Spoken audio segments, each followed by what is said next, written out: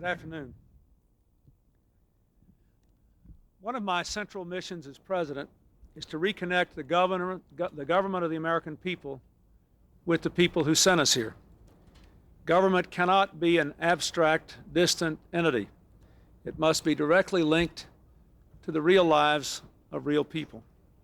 I pledged when I ran to reach beyond Washington, to bring the best from America's state houses and courthouses to our government, and I believe that my cabinet and other appointees have fulfilled that pledge so far. No agency needs an injection of innovative spirit more than the Department of Justice. Americans demand and deserve freedom from crime in their homes, at their schools, and on the streets. Talking tough is easy. Actually getting results is much more difficult and much more rare. Thousands of prosecutors and police across America have been developing successful ways to fight crime, and just as important, to restore the sense of security that makes community possible in our nation.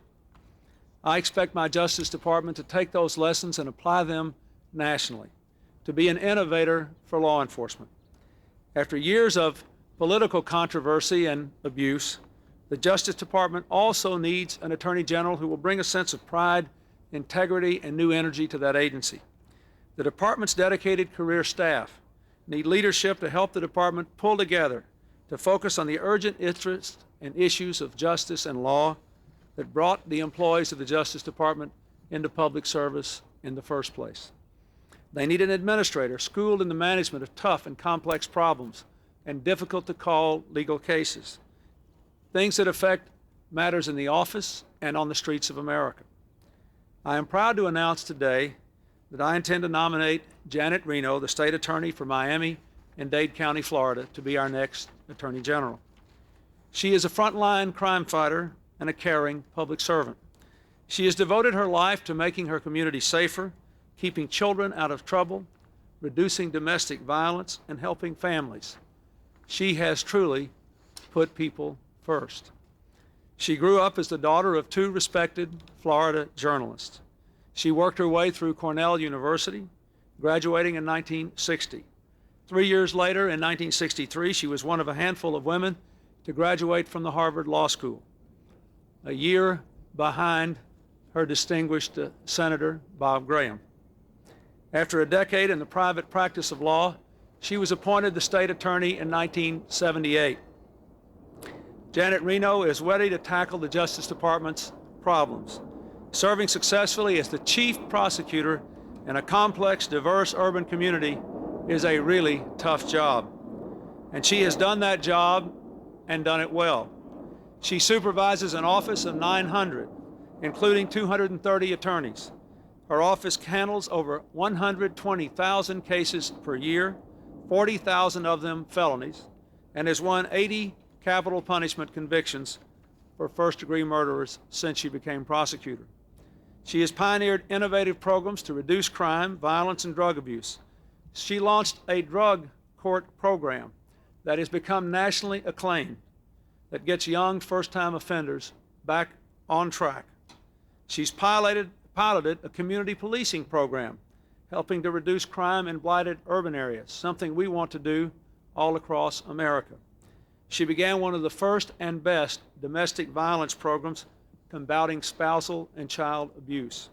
She runs a tough child support program that is at the leading edge of making deadbeat parents pay up. She's been a fair-minded and effective prosecutor. Her balanced approach has won wide praise from across the community, from law enforcement, the bar, community leaders, civil rights leaders. People from all walks of life have hailed her achievements and her remarkable dedication to public service. She's won election 5 times and is the single biggest vote getter in Dade County. The overwhelming support of the people who know her best is the most telling testament to her skills that I know of. As an experienced law enforcement leader, she will be an effective voice in our fight against violent crime, spearheading our efforts to put 100,000 new police officers on the street, to keep dangerous weapons out of the hands of criminals, to make greater use of boot camps and other alternative means of service for young offenders, to increase aid to local law enforcement, to expand the use of community policing, and to tackle the problems of violence against women and the need for tougher child support enforcement. She will join with local leaders and environmental advocates to make sure that those who pollute our air and our water pay for their actions and take responsibility for the needed cleanup. She will work to reinvigorate our civil rights laws and to ensure that every person has an equal chance to contribute to and to participate in all our country has to offer. And she'll lead the fight against crime in the suites as well as crime in the streets, ensuring that every possible penny is recovered from people who have bilked the S&Ls and other white-collar criminals. Finally, I want to say to you that everyone I know who knows and has worked with Janet Reno agrees that she possesses one quality most essential to being Attorney General: unquestioned integrity. She's demonstrated throughout her career a commitment to principles that I want to see enshrined at the Justice Department. No one is above the law. Our legal system must protect the innocent and punish the wrongdoers. That the promise of equal justice under law must be a reality for every American. This remarkable public servant still lives in a house in Florida that her mother built with her own hands. She has a listed phone number, and she's told me many times that people who find that their ex-spouses are delinquent in their child support call her at home because they believe that she can go collect their child support. She has lived the kind of life in real contact with the toughest problems of this country that I think will serve her very well as the nation's chief law enforcement officer. Janet Reno. I want her to give a statement first. Thank you, Mr. President. I'm humbled by the honor that President Clinton has done me in nominating me as Attorney General of the United States, and I'm going to do my very best to deserve his confidence. I look forward to working with the President to build a Department of Justice that reflects a government of the people, by the people, and for the people. A government in which people all across America come first. I will work with the thousands of outstanding career lawyers in the Department of Justice to establish integrity, excellence, and professionalism as the hallmarks of that department. I want to form a true partnership between federal, state, and local law enforcement agencies throughout this nation to ensure that career criminals, dangerous offenders, and drug traffickers get strict and certain sentences that put them away and keep them away. At the same time, I want to work with all concerned to make sure that we have diversion programs for the nonviolent offenders that will enable them to get off to a fresh and to a new start. I will work with all the administration to end racial, ethnic, and gender discrimination and disharmony in America by enforcing the laws to ensure equal opportunity for all Americans, and by restoring civil rights enforcement as one of the top priorities of the department. I would like to use the law of this land to do everything I possibly can to protect America's children from abuse and violence, and to give to each of them the opportunity to grow to be strong, healthy, and self-sufficient citizens of this country. I want to do what I can to make the law make sense to citizens and businesses alike. I want the laws to assist them in worthwhile endeavors, not to stand as bureaucratic obstacles. This is a beautiful country. Each of us has a favorite river, a mountain, just a patch of sky for some of us. I want to use the law to make sure that the waters, the land, and the skies of this nation are protected. I come from 1,000 miles away. I have worked on the streets and in the neighborhoods of a city I love, a city that reflects the diversity, the dreams, and the problems of America. I have felt the impact of federal policies firsthand and watched how they touched, oftentimes adversely, the lives of the people. I want to use the knowledge gained in this experience to help President Clinton put the people first. Thank you, Mr. President. Good for you. That's a great statement. House training at the Justice Department, and that Sessions is on his way out as FBI director. Well, first of all, I think it's important that we put the new Attorney General in and get our leadership team in at Justice. And I don't want to speak for her, but I think the appropriate thing is to wait until the final report is in on the FBI director and give the Attorney General designate a chance to review that before we say anything else about that. Ideas on that subject? Mr. President, Ms. Reno has a... How much was your selection guided by a determination to have a woman as the first Attorney General? Somewhat, but not entirely. I also reviewed a large number of men for this position. And in the last several weeks, actually, I decided that I would just do it as if I were doing it all over again. I would go back to ground one. I reviewed a large number of potential candidates, both men and women. I have to tell you, if I might be permitted a little personal moment, I've had a high regard for Janet Reno for some time because my brother-in-law is the defense attorney in the drug court about which I spoke, so I've known about her exploits for some time. And I considered her, even in the beginning, even though she and I never had a conversation. So I think it's fair to say that in my mind, at least, she prevailed in a fleet of very fine candidates, both men and women. Yes. President, can you tell us what role Mrs. Clinton had in this election? Because we know that Janet Reno had a great deal of experience in child issues and that she had come to Mrs. Clinton's attention last year at least. None, except to say that she liked her a lot. I mean, that she knew her and liked her a lot. And of course, I knew Hillary's brother had been in the drug court, so I knew that from my own direct knowledge. She didn't even talk to me about that. President, will she clean up the No, not at all.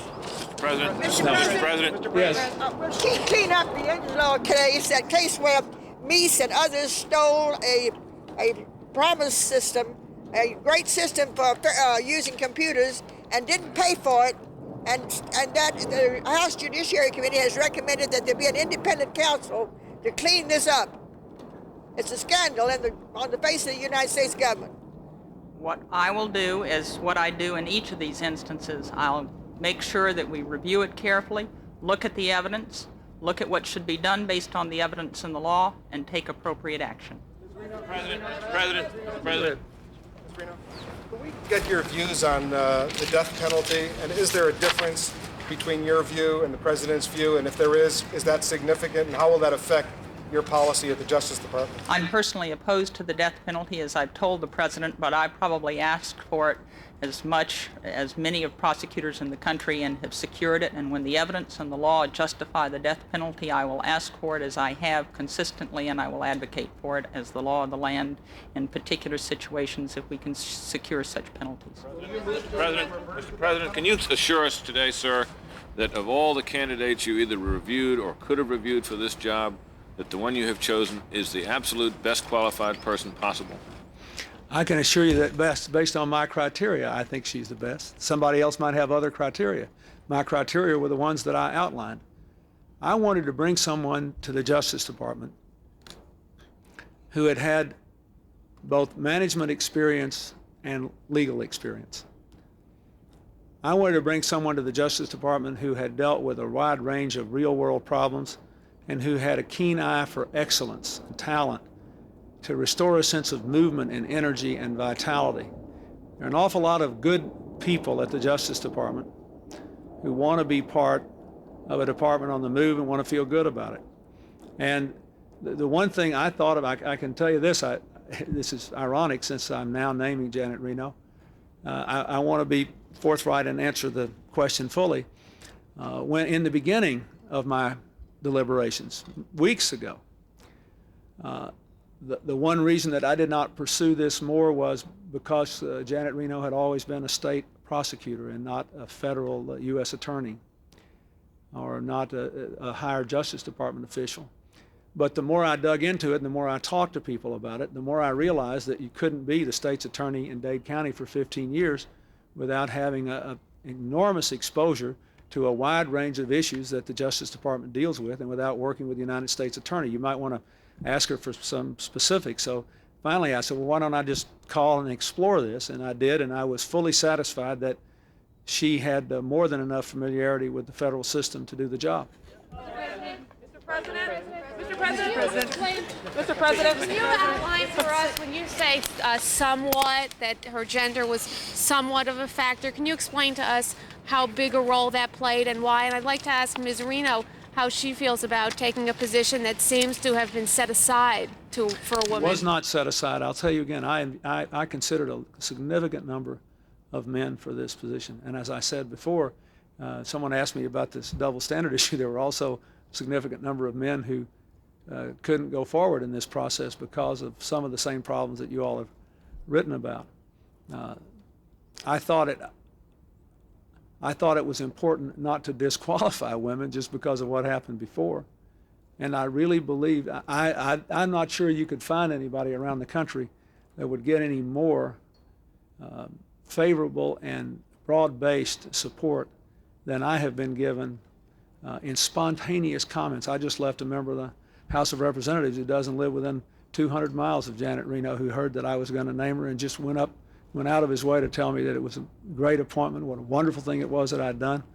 I feel very comfortable with this appointment on the merits. Yes? Mr. President, given the tight budget constraints that you've been focusing on over the past weeks, how do you and this Attorney General plan to go about fulfilling your campaign promise to hire 100,000 police officers for this country?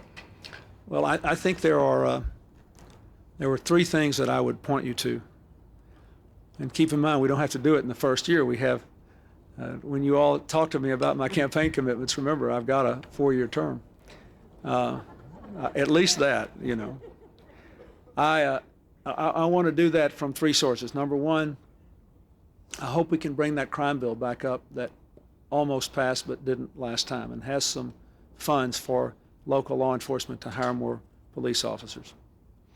Number two, I want to proceed pace with the National Service Program, which will give priority in every state to people who want to pay their college loans back by working as police officers.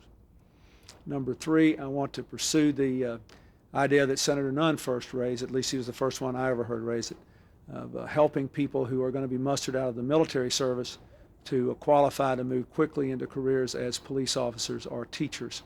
And so we believe from those three sources, with the funding that I have set aside in the budget I will recommend, and the other things that we'll do over the next 4 years, we will be able to meet that goal.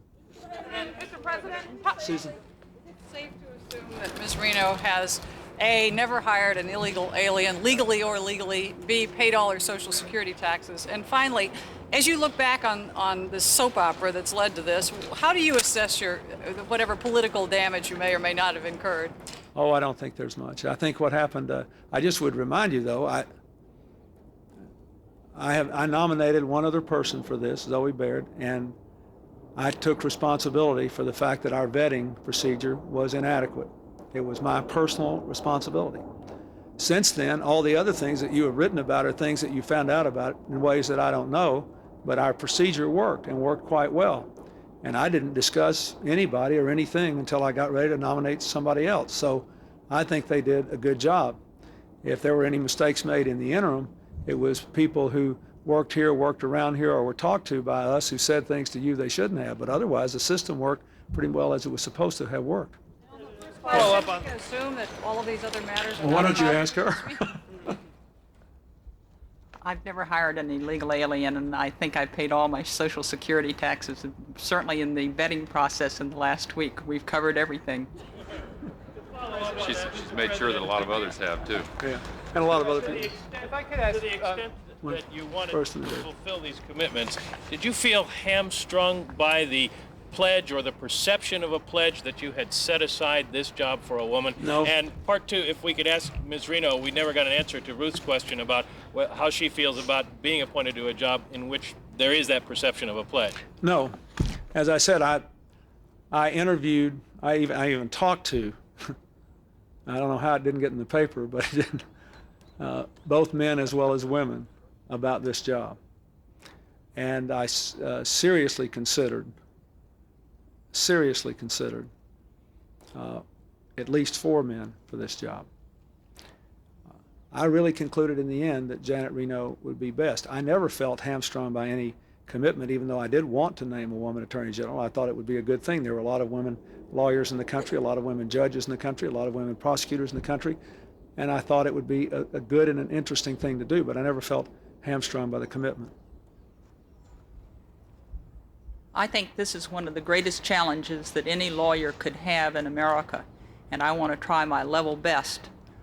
I have been so impressed with members of the administration and with the vetting team and with the approach to government, the approach that government can work to put people first. And I'm just delighted to be here, and I'm going to try my level best. Feminist? Are you a feminist? You want to ask that? Question is whether I'm a feminist. My mother always told me to do my best, to think my best, and to do right, and consider myself a person. I do think I need to make one factual disclosure, and then I promise to call on Mr. Louder. There was one factor which affected me about Janet Reno, which is that Senator Gore and I carried, when he was senator and I was governor, we carried Dade County in the presidential election by 4 percentage points. Last time Janet Reno had an opponent, she carried it by 40 percentage points. That had a lot more to do with gender, with convincing me that she could handle things at the Justice Department. If you know anything about Dade County, you know that is a truly astonishing achievement. Yes? If I could ask Ms. Reno, the president mentioned that he was attracted to your experience as a state prosecutor, which gave you a lot of experience on the criminal law side, but you obviously haven't had direct experience with a number of federal issues that will come up, constitutional issues that will come up. Do you feel that you'll have a substantial learning curve that you'll have to get over in order to be able to deal with those federal law issues that you haven't been dealing with in your career, certainly for the last 15 years? I think one of the splendors of the law is that it covers so many areas, and that if you're going to be Attorney General, it's going to be very difficult for any one person to be skilled and to be experienced in every area that the Attorney General must cover. I think I can do the job, and I think I can do it by building a team dedicated to excellence, to professionalism, a team where the hallmark is integrity, and using the base of the tremendous career lawyers that exist in the Department of Justice, I think we're going to have a great team. Mr. President, this has been a frustrating process for you in some ways. If you had it to do all over again, what would you do differently?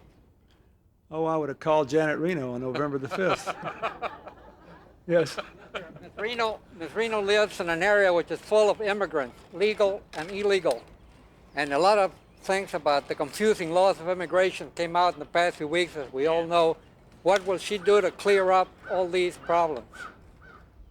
Again, what I would like to do is work with members of the administration, members of the Department of Justice, to look at the problem, to consult with the President, and to make recommendations based on a thorough study of the matter. Out there, can you tell us your views on freedom of choice? I am pro-choice.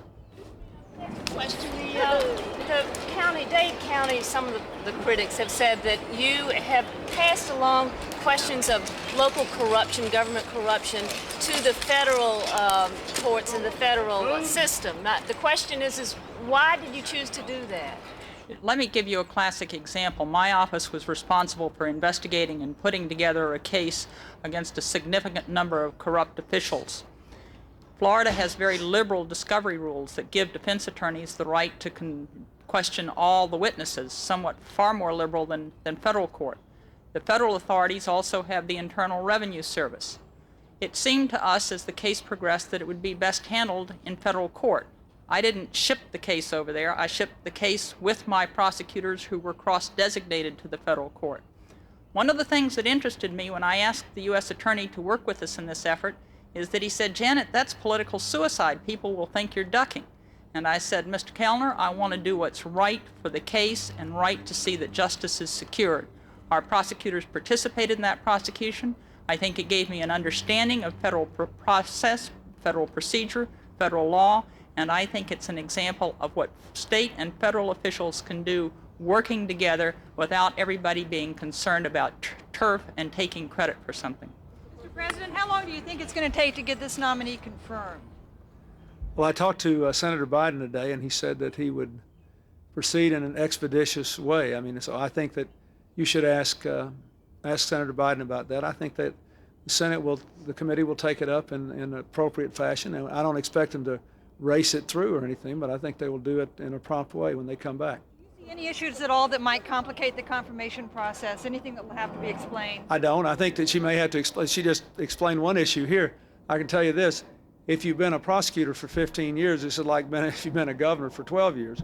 Not every call you make is right. Not every case you pursue is won.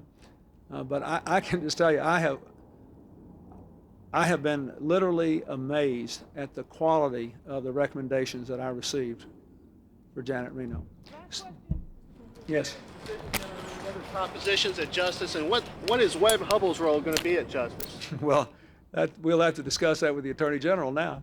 But I will say this, for the hometown press, he has done a magnificent job for the last 3 weeks under rather adverse circumstances, just trying to keep things together there and keep the morale up and help at least to do the things that had to be done.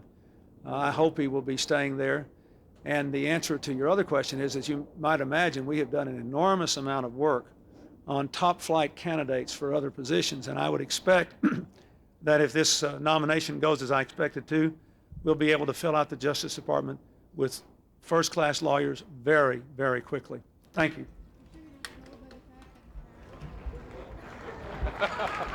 No, actually, I thought the fact that her parents were both journalists and she still was a surviving elected politician made her double qualified to be Attorney General.